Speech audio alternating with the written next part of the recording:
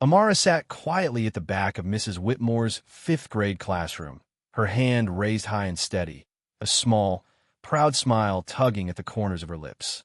Today was Family Hero Week, a tradition every year where students were encouraged to talk about someone they admired, a parent, grandparent, sibling, or anyone who had a special impact on their life.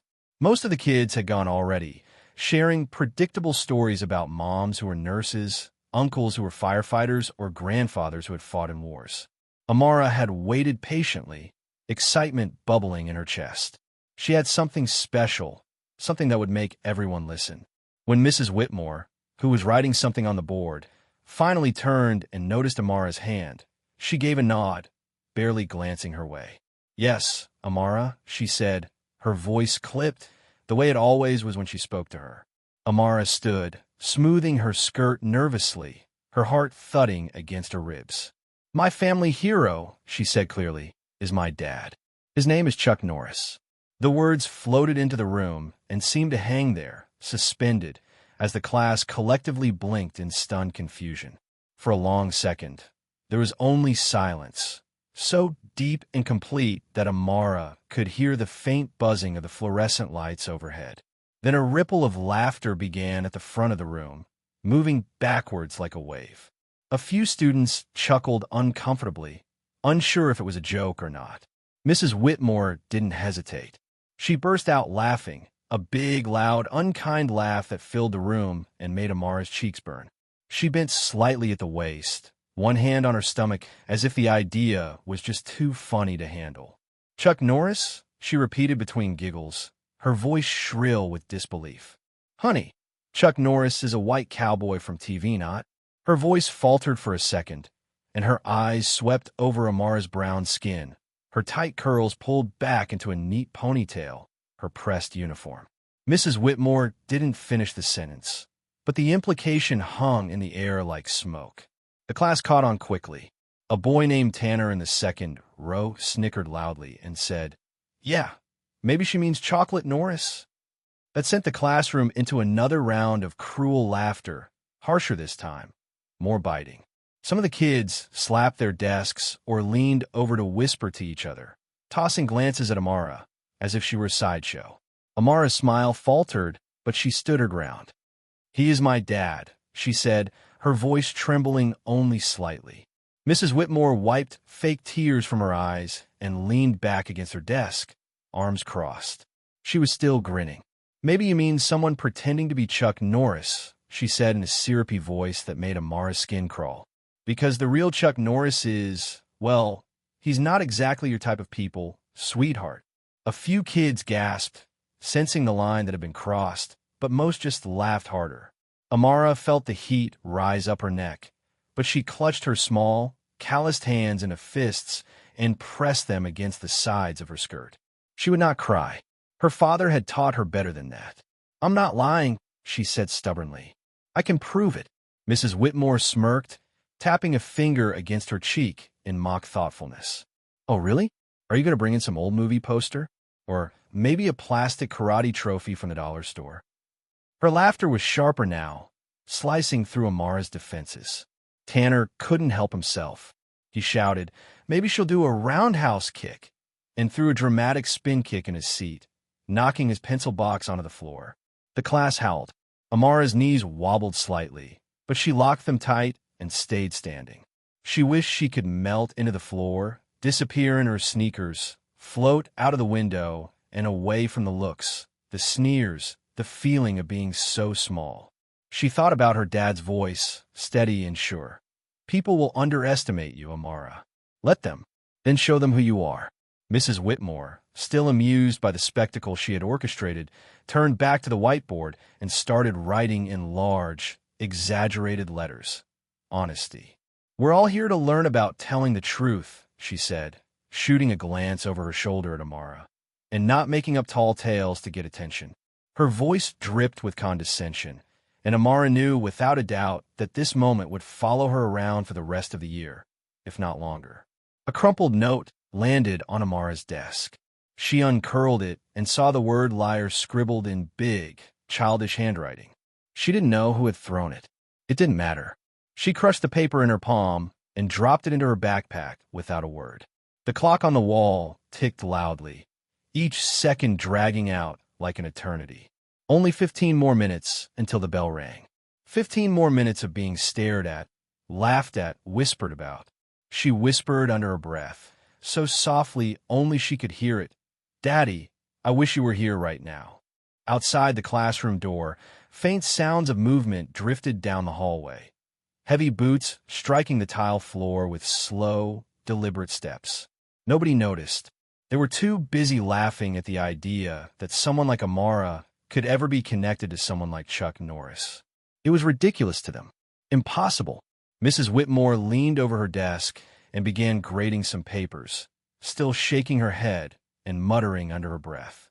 "Next thing you know," she said, not bothering to lower her voice, "someone's going to tell me they're the Queen of England."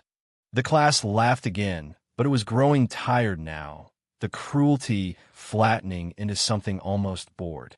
They had squeezed what they wanted out of her, her humiliation, her shame, and now they were ready to move on. But Amara wasn't broken. She sat down slowly, her back straight, her hands folded carefully on her desk. Inside, something was starting to simmer. Not anger, exactly, but something stronger, hotter, harder. She would not forget this. And soon, they wouldn't either. In the hallway, the footsteps grew louder, heavier, purposeful. A voice, deep, commanding, spoke briefly to someone out of sight. There was a scraping sound, like a chair being shoved aside. Still, inside the classroom, no one paid attention.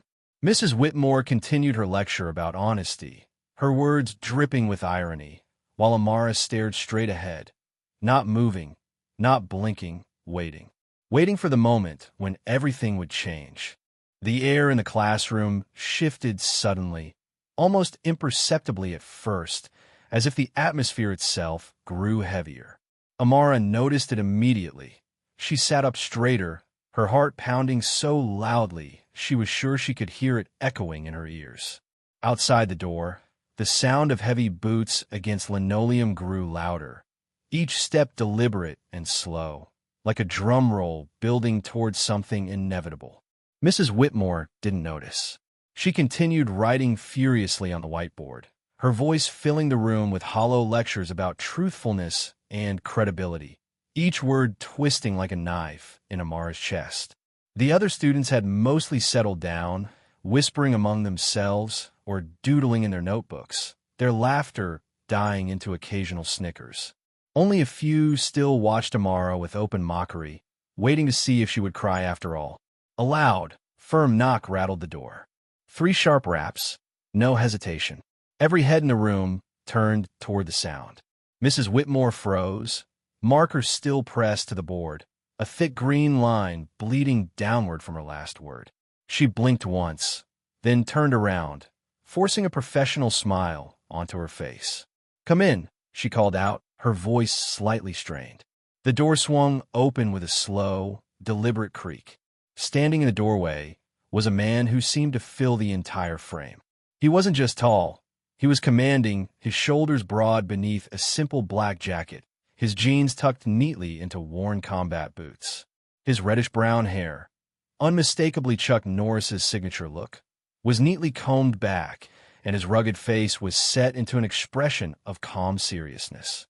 His bright blue eyes swept across the room with an intensity that made several students shrink back into their seats. The room went dead silent. Amara couldn't help it. She grinned. Not just because it was her father standing there in all his intimidating glory, but because of the way Mrs. Whitmore's face paled visibly, her mouth working soundlessly like a fish gasping for air.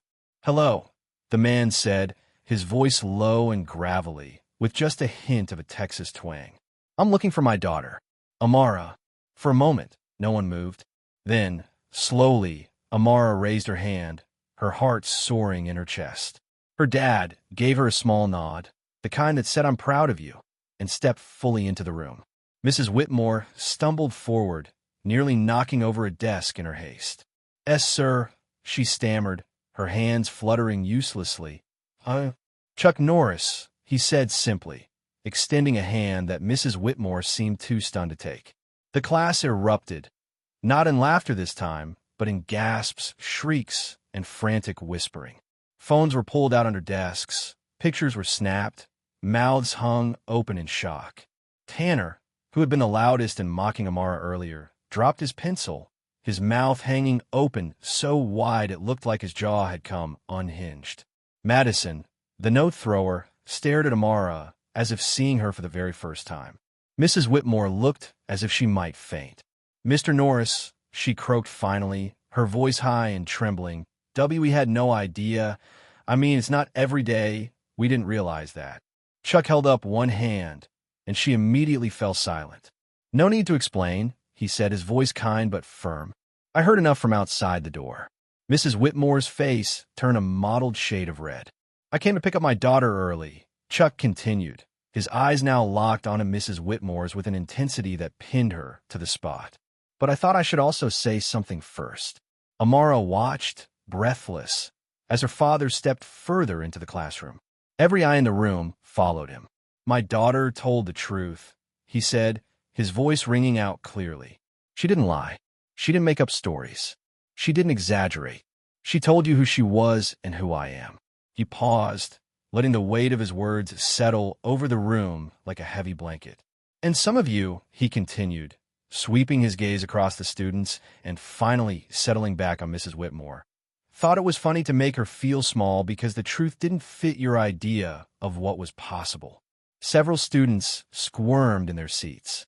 Tanner slid so low in his chair that only the top of his head was visible. Madison was blinking rapidly, her cheeks flushed bright pink. Mrs. Whitmore opened her mouth as if to apologize, but Chuck Norris spoke again before she could. "Let me tell you something," he said, his voice low and steady. "Underestimating someone because of the way they look, because of their background, that's not just disrespectful. That's dangerous. You miss out on greatness when you do that. You miss out on heroes." Amara's chest swelled with pride. Chuck stepped back slightly and motioned for Amara to come to him. She leapt up, her backpack forgotten at her feet, and ran into his arms.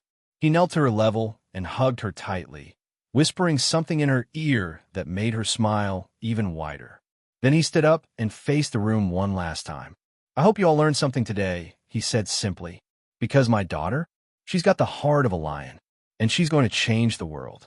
Without another word, Chuck Norris took Amara's hand and led her out of the stunned, silent classroom. The door swung shut behind them with a soft click. For a long time, no one said a word. Mrs. Whitmore stood rooted to the spot, her face pale and drawn, while the students sat frozen, processing the impossible reality of what had just happened.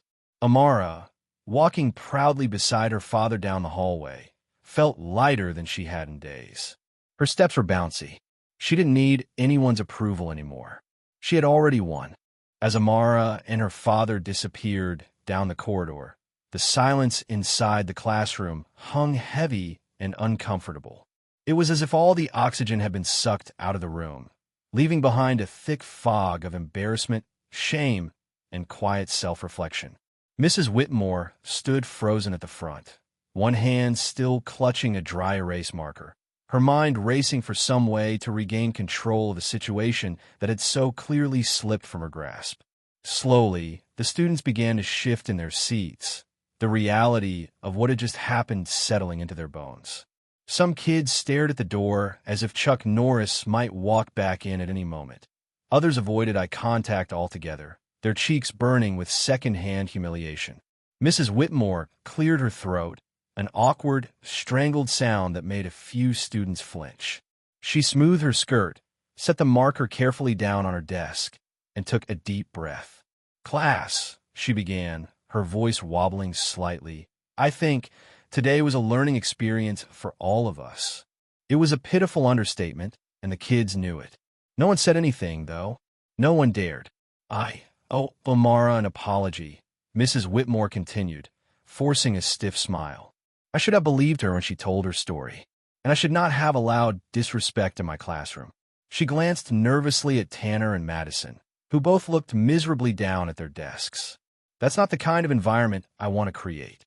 A few heads nodded, but most students still sat stone-faced, too stunned to do anything more than process the massive shift in their world.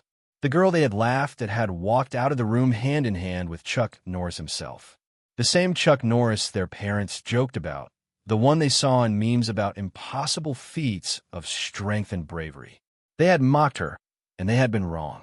For Mrs. Whitmore, the shame was even heavier. In her mind, she replayed the scene over and over. Her dismissive tone, her smug smile, the careless cruelty she had let fester among her students. All because Amara didn't fit the image she had in her mind of what Chuck Norris's daughter should look like. And now, there was no taking it back. She felt the prick of tears at the corners of her eyes, but blinked them away. Crying wouldn't fix this. Words wouldn't fix it either. She would have to earn back her students' respect, if she could. And more importantly, she would have to find a way to make things right with Amara. Meanwhile, down the long hallway, Amara and her father walked side by side toward the exit. Every adult they passed did a double take. A security guard at the front desk practically leapt to his feet when he saw who was coming, his mouth opening and closing uselessly as he fumbled for words. Chuck simply nodded politely and kept walking, his large hand wrapped securely around Amara's smaller one. She looked up at him, her dark brown eyes shining with pride and something else, something harder to describe. Relief, maybe. Vindication. Strength. Outside, the sun bathed the sidewalk in golden light, and Amara lifted her face to the warmth. "Are you okay, baby?" Chuck asked, squeezing her hand gently. Amara nodded, a wide grin spreading across her face. "Better than okay," she said. "I feel like a superhero." Chuck laughed, the deep, genuine sound that she loved so much. "That's because you are one," he said. "You stood up for yourself when it mattered most. You didn't back down. That's real strength." They walked toward his pickup truck, parked under the shade of a large oak tree. Chuck opened the door for her, the small, habitual gestures of kindness never forgotten even in moments like this. As she climbed in, Amara glanced back at the school, feeling a strange sense of closure wash over her. Inside, Mrs. Whitmore sat at her desk long after the final bell rang, writing a long, heartfelt letter addressed to Amara and her parents. In it, she apologized, not just for laughing, but for doubting, for belittling, and for setting a terrible example. She promised to do better, to be better, to create a space where no child felt like their truth was unbelievable based on the color of their skin or the stereotypes held against them. She placed the letter carefully in an envelope and sealed it, wondering if it would ever truly be enough. Later that evening, Amara sat at home with her father on their worn but comfortable living room couch, their TV flickering softly in the background. Chuck was teaching her a few basic self-defense moves, showing her how to balance her weight and where to aim if she ever needed to protect herself. "You're stronger than you think," he said, tapping a finger gently against her forehead. "It's all up here first." Amara giggled and tried to mimic his stance, wobbling a little before finding her center. The events of the day no longer weighed heavily on her shoulders. They were part of her story now, a story of resilience, truth, and quiet, undeniable power. She knew there would be other battles ahead, other people who would underestimate her or would try to put her into a box that didn't fit. But she also knew something they didn't. She knew that greatness didn't come from fitting into someone else's expectations. It came from standing tall, speaking the truth, and holding your head high, even when the world tried to laugh you down. And she had a pretty amazing role model to remind her of that every single day. As they laughed and practiced in their living room, Chuck paused for a moment, looking at her thoughtfully. "You know," he said, "one day, people are going to say, 'Did you know Chuck Norris's daughter is changing the world?'" Amara grinned wider, her eyes sparkling. "Or maybe," she said, punching the air playfully, "they'll say, 'Did you know Amara's dad is Chuck Norris?'" Chuck threw his head back and laughed, the kind of deep belly laugh that shook the walls. He reached out and pulled her into a tight hug, pride and love shining in his eyes. "You're right," he whispered in her hair. "You're absolutely right." Outside, the stars blinked into existence, one by one, in the wide Texas sky. And in one small house filled with laughter and light, A girl named Amara knew without a doubt that she was unstoppable, not because of her last name, not because of who her father was, but because of who she was becoming all on her own.